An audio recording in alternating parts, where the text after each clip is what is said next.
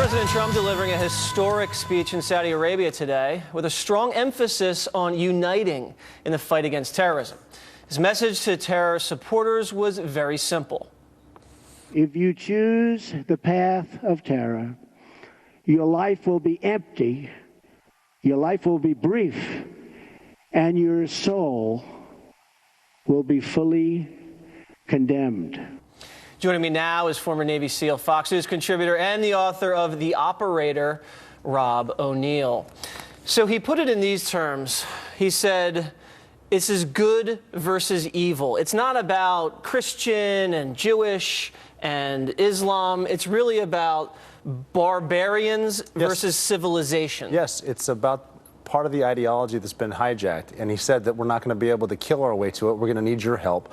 We need the Sunni Arab allies in the region on board with it. And we're not looking to instill American values. We're looking to partner for peace. Because we have tried to instill American values. We've tried creating a democracy in Iraq. We've tried elections in other countries. Hasn't gone that smoothly. I think President Trump's acknowledging that there's limitations to that and saying, you know, you guys can still have your culture, but that culture is going to die if you guys don't do something about exactly right, the terrorists. And this is nice to see. Finally, a lot of times we don't learn from our history. We're learning from it now, and we're learning that we need a lot of these terrorists. I've dealt with them in Iraq, Afghanistan, Pakistan. They're not afraid of dying. They're afraid of going to hell. That's what they're really afraid of. So if we can get into have our religious leaders, their government leaders, instill that if you're blowing yourself up and you're killing innocents, you're going to hell. If you're hijacking the word of God to kill people, you're going to go to hell. And I mean, it's not going to happen overnight, but like President Trump said, we're not going to kill our way to victory. We need to educate our way to victory, and we definitely need help with Sunni Arabs to defeat ISIS there, which is only one of the things President Trump was talking about during the speech, because he's also getting a coalition against our not-so-friendly Iranian neighbors. That's true. Yeah, the Iranians are definitely on notice. And Mad Dog Mattis, the defense secretary under President Trump's, definitely going to kill our way out of it to a certain extent, because he's been unleashed and was just telling us all about it the other day. You mentioned the Iranians. He mentioned the Iranians specifically in the speech. Yes. And tried to rally the rest of the Muslim nations around confronting Iran, because they're the primary sponsor and exporter of terror in the region. Iran definitely is, and what we have in our favor here is they're the Shia,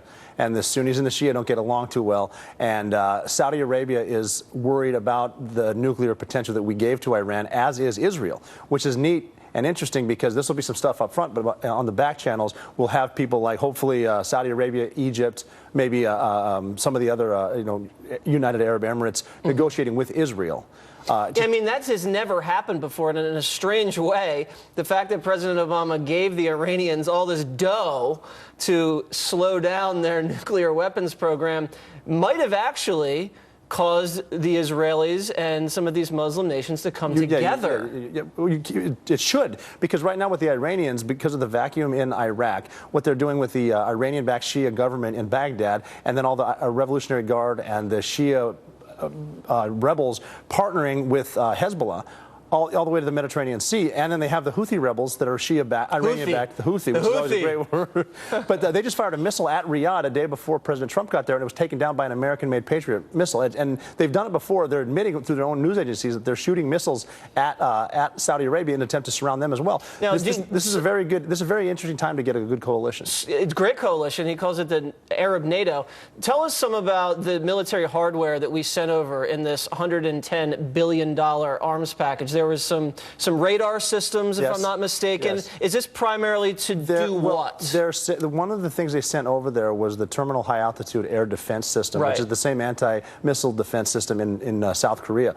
We don't need that to defend against ISIS. We need it to defend against Iran. And that's a big one. We're sending tanks over there not necessarily to fight ISIS, but to defend against Iran. We're going to defeat ISIS with a little bit of killing, and thank goodness we got General Mattis in there, who's good at killing. Right. He knows people that know how to kill. We can do that part, but we're going to need our Arab allies with the ideology, with the religion, with the realization that maybe we can all believe in a different God. Perhaps, I mean, hopefully, this is one day. Right. This whole this is not happening next year. Yeah. It's not like this Sunni Shia thing started in the Bush administration. It's been around a little bit. It was actually going on back when the world was flat. Right. Believe that. Yeah, the good old days. But you mentioned, it's so funny, the cradle of civilization back then.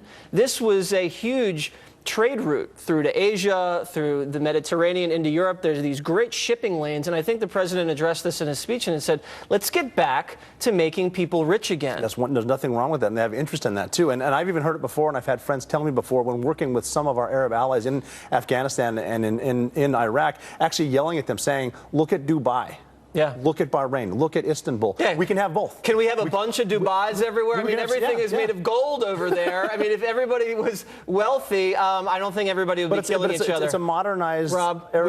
we got to run. All right. Let's make gold great again. Thank you very much. Media bias at an all-time high under President Trump. How do voters feel about that? Our panel is going to fill us in. Plus,